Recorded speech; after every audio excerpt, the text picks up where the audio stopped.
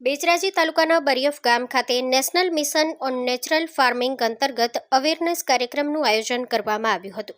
બરિયફ cluster હેઠળ યોજાયેલ આ કાર્યક્રમમાં ખેડૂતોને પ્રાકૃતિક કૃષિ પદ્ધતિ અંગે વિસ્તૃત માર્ગદર્શન આપવામાં આવ્યું હતું.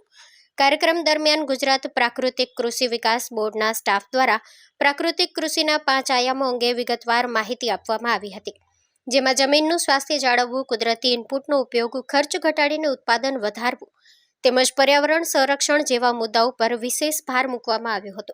આ ઉપરાંત રવિ ઋતુ જીવામૃત કેમ્પેન અંતર્ગત જીવામૃત બનાવવાની પદ્ધતિનું પ્રાયોગિક માર્ગદર્શન આપવામાં આવ્યું હતું.